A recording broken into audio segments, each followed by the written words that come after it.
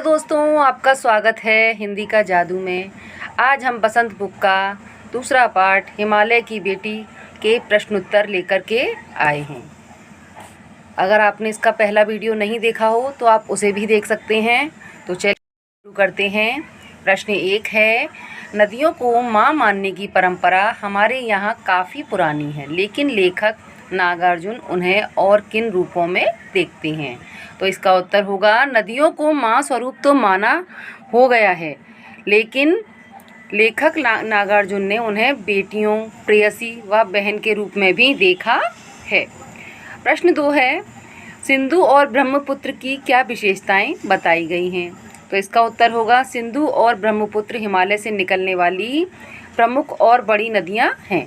इन दो नदियों के बीच से अन्य दो छोटी बड़ी नदियां बहती हैं। ये नदियां दयालु हिमालय के पिघले दिल की एक एक बूंद इकट्ठा होकर ये नदी बनी हैं। ये नदियां सुंदर एवं लुभावनी लगती हैं। प्रश्न 3 है, काका कालेलकर ने नदियों को लोकमाता क्यों कहा है? तो इसका उत्तर देंगे, जल ही जीवन है। ये नदियां हमें जल प्रदान कर जीवन दान देती हैं। ये नदियां लोगों के लिए कल्याणी एवं माता के समान पवित्र हैं। इन नदियों के किनारे ही लोगों ने अपनी पहली बस्ती बसाई और खेतीबाड़ी करना शुरू किया। इनके अलावा ये नदियां गांवों और शहरों की गंदगी भी अपने साथ बहाकर ले जाती हैं। इनका जल भूमि की उर्वरा शक्ति बढ़ाने में विशेष भूमिका निभाता है।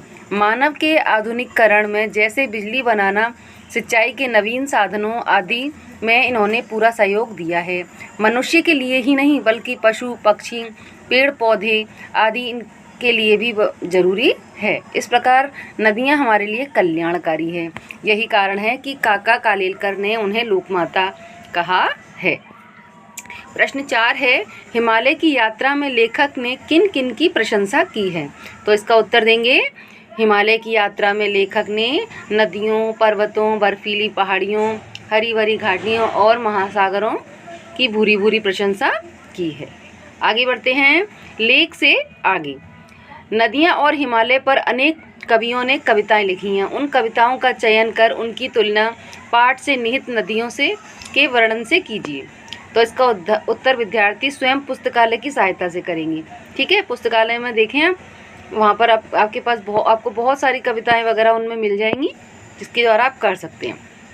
प्रश्न 2 है, गोपाल सिंह नेपाली की कविता हिमालय और हम, रामधारी सिंह दिनकर की कविता हिमालय तथा जयशंकर प्रसाद की कविता हिमालय के आंगन में पढ़िए और तुलना कीजिए।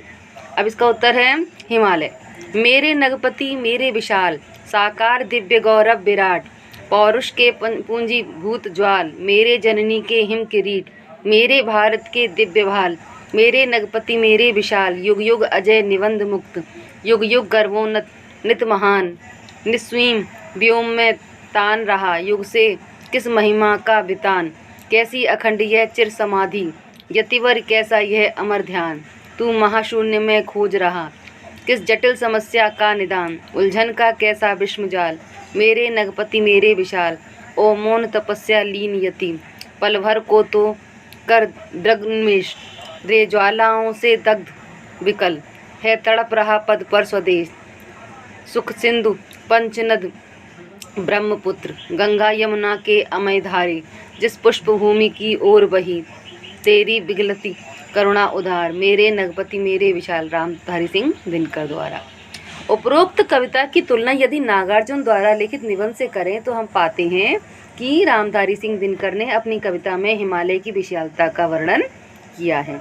इस कविता में दर्शाया गया है कि हिमालय का भारतवासियों से प्राचीन काल से अत्यंत घनिष्ठ संबंध है।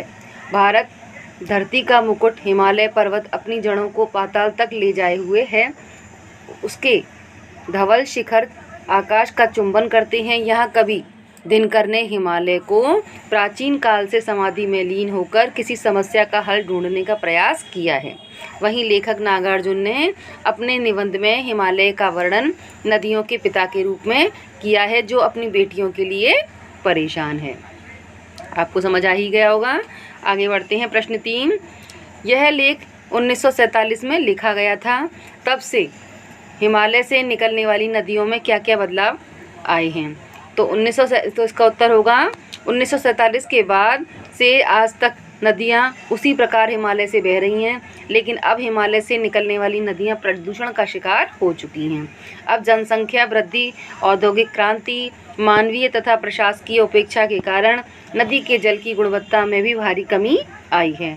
निरंतर प्रदूषण बढ़ता जा रहा है। जगह जगह बांध बनाने के कारण जल प्रवाह में न्यूनता हो गई है, जो मानव अहितकारी है। गंगा जल की पवित्रता समाप्त हो चुकी है।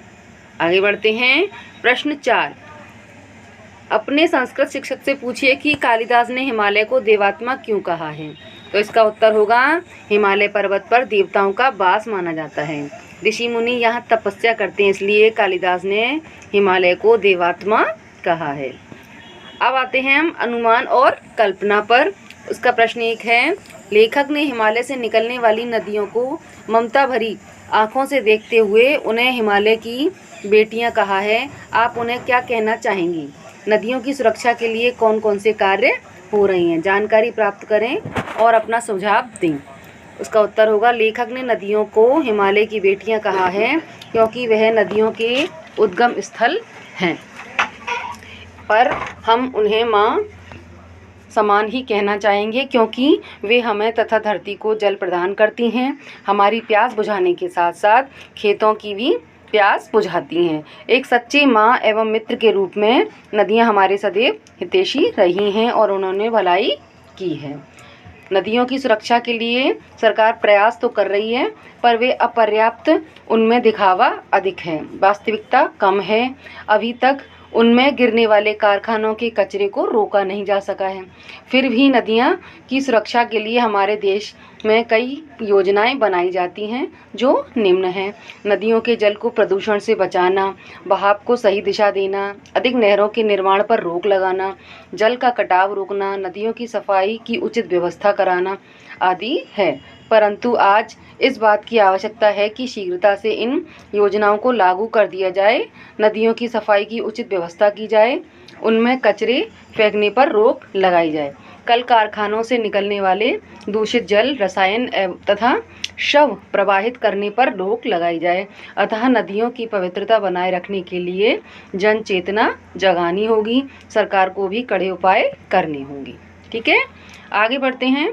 प्रश्न 2, नदियों से होने वाले लाभों के विषय में चर्चा कीजिए और इस विषय पर 20 पंक्तियों का एक निबंध लिखिए।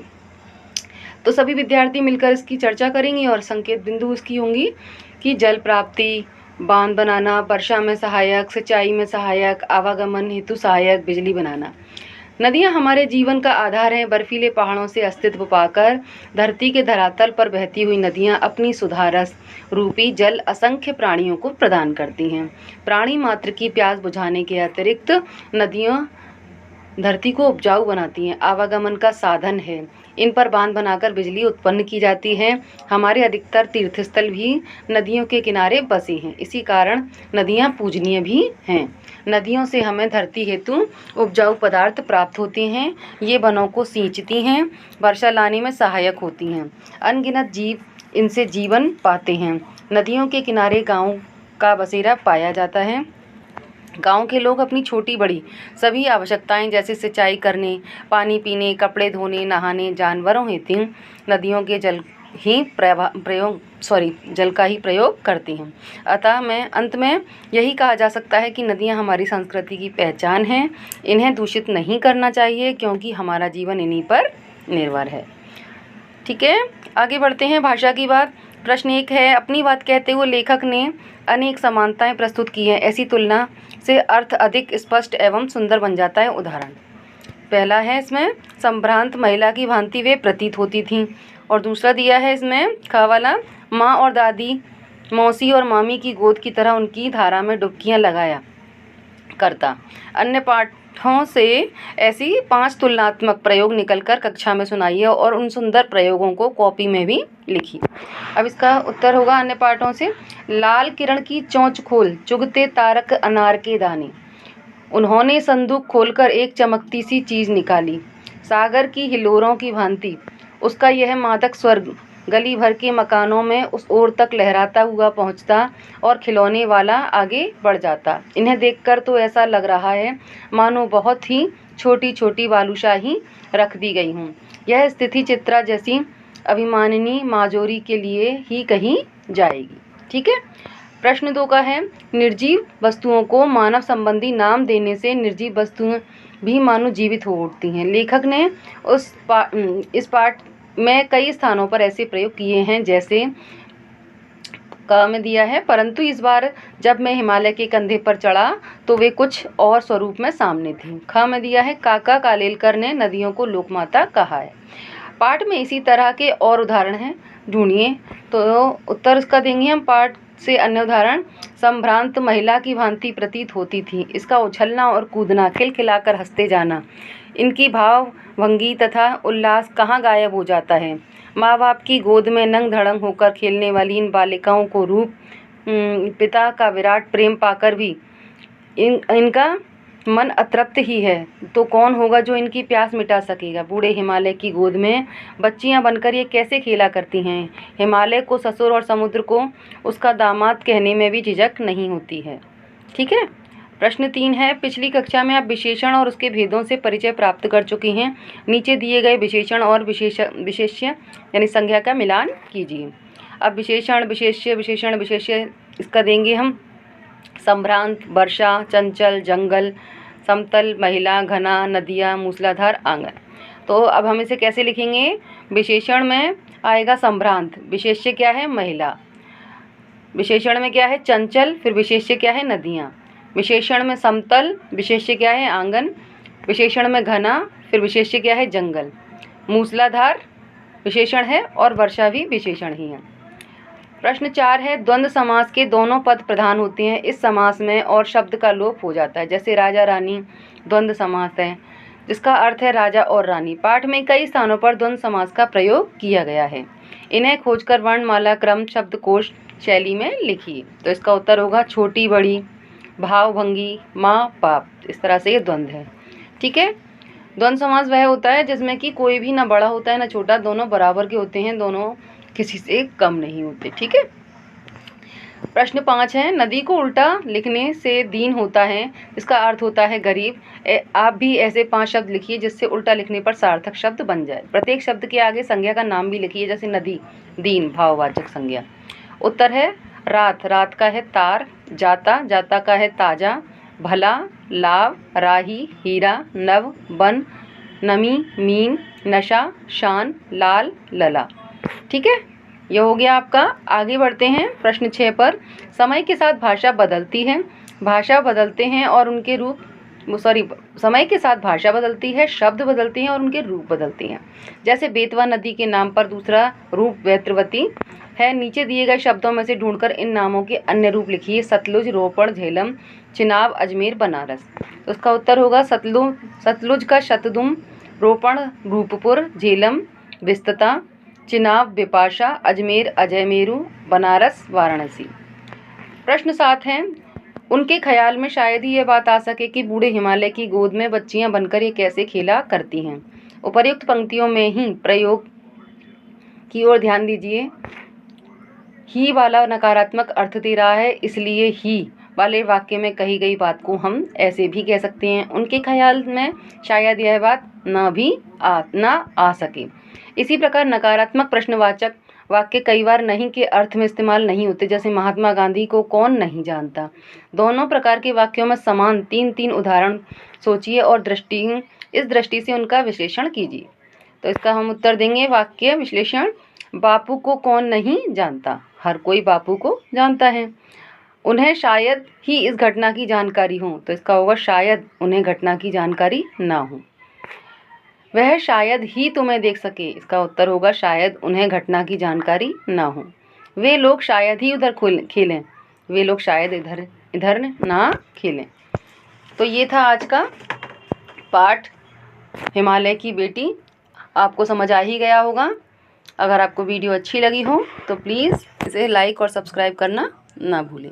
धन्यवाद।